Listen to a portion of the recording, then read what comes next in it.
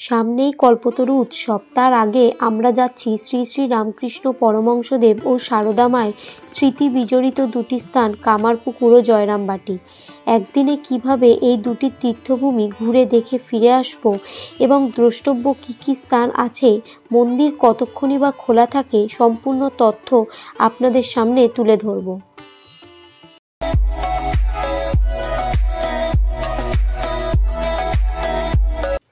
সকাল 7:25 আমরা হাওড়া থেকে মাথাপিছু 25 টাকা ভাড়ার বিনিময় হাওড়া গোঘাট লোকাল ধরি।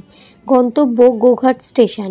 পারলে আপনারা 4:22 হাওড়া গোঘাট লোকাল ধরেও আসতে পারেন। নির্ধারিত সময় সকাল 10টায় আমরা গোঘাট স্টেশনে পৌঁছে যাই। স্টেশন থেকে নেমেই মাথাপিছু 30 টাকা টোটো ভাড়া দিয়ে আমরা পৌঁছে যাই কামারপুকুর।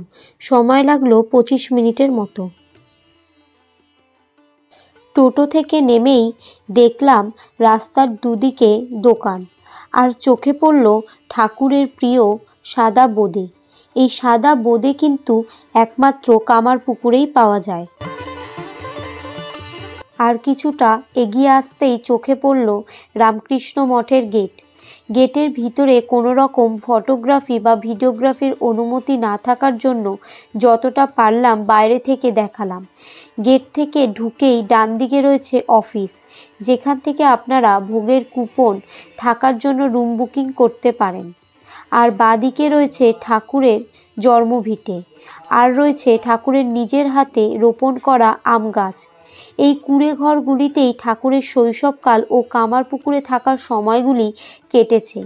এর ঠিক পিছনেই রয়েছে যোগী শিব মন্দির, যেখান থেকে দিব্যজ্যোতি বেরিয়ে ঠাকুরের মাতা চন্দ্রমণি দেবীর গর্ভ সঞ্চার হয় এবং 1836 সালে 17 ফেব্রুয়ারি ঠাকুরের জন্ম হয়। এই সময় মন্দির খোলা থাকে সকাল 6:30 থেকে 11:30 আর বিকেল 3:30 থেকে রাত্রি 8:30 পর্যন্ত। রামকৃষ্ণ মঠের ঠিক সামনেই রয়েছে হালদার পুকুর। এই হালদার পুকুরেই ঠাকুর ও তার বন্ধুদের সাথে সাঁতার কাটতেন।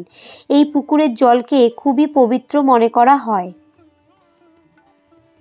রামকৃষ্ণ মঠের ডান দিকের গলি দিয়ে কিছুটা গেলেই পড়বে সতীনাথ পাইনের বাড়ি, যেখানে বাল্যকালে ঠাকুরের প্রায় যাতায়াত ছিল। পাইন বাড়ির সামনেই রয়েছে শ্রী রামকৃষ্ণদেবের স্মৃতি নাট্যমঞ্চ, যেখানে 1846 সালে 24 ফেব্রুয়ারি শ্রী রামকৃষ্ণদেব শিবরাত্রিতে মহাদেবের সাজে সজ্জিত হয়ে যাত্রাভিনয়ের সময় শিবের ভাবে বিভোর হয়ে পড়েন এবং জ্ঞানশূন্য হয়ে পড়েছিলেন।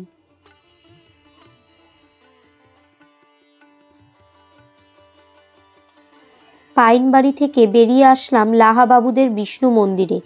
এটি হলো লাহাবাবুর কন্যা প্রসন্ন দেবী, যিনি শিশু গদাধরকে গোপাল জ্ঞানে আদর যত্ন করতেন। ত্রিতল বিশিষ্ট এই বিষ্ণু মন্দিরে টেরাকোটার কাজ স্পষ্ট। কথিত আছে, বর্গীয় আক্রমণকালে এই মন্দিরের মাটির নিচের ঘরে জমিদার পরিবারের লোকেরা লুকিয়ে থাকত। মন্দির প্রাঙ্গণে শ্রী রামকৃষ্ণদেবের জীবনের কিছু মুহূর্ত তুলে ধরা আছে, যেমন ঠাকুরের পিতা ক্ষুদিরাম চট্টোপাধ্যায়ের সপরিবারে দেরিয়াপুর থেকে কামারপুকুরে আসা, ঠাকুরের জন্ম, ঠাকুর ও মা সারদার বিবাহ ইত্যাদি। বিষ্ণু মন্দিরের পাশেই রয়েছে লাহাবাবুদের দুর্গা মন্দির। শৈশবে গদাধর এই দুর্গা প্রতিমার চক্ষুদান করেন। আজও এই মন্দিরে দুর্গাপুজো হয়।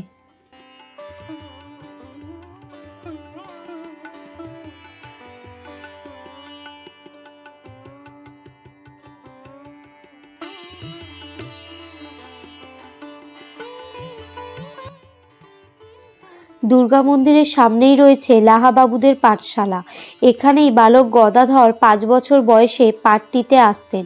পাঠশালার পাশেই রয়েছে রাসমঞ্চ ও একটি শিব মন্দির।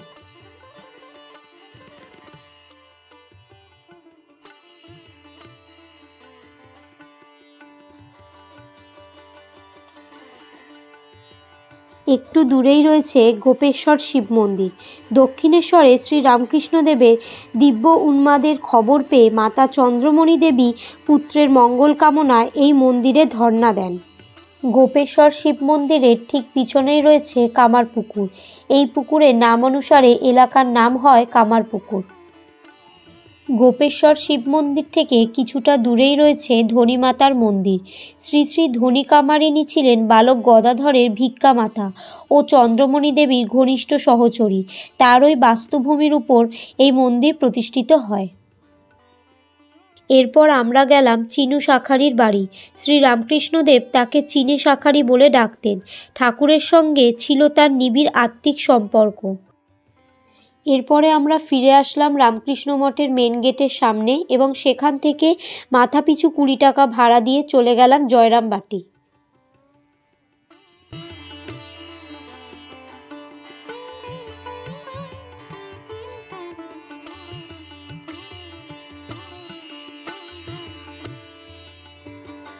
কামারপুকুরের মতো এখানেও ফটোগ্রাফি ও ভিডিওগ্রাফির অনুমতি নেই, তাই বাইরে থেকে যতটা পারলাম দেখালাম। এখানে রয়েছে মায়ের জন্মভিটে, মাতৃমন্দির, মায়ের গৃহদেবতা ও শীতলা মায়ের মন্দির।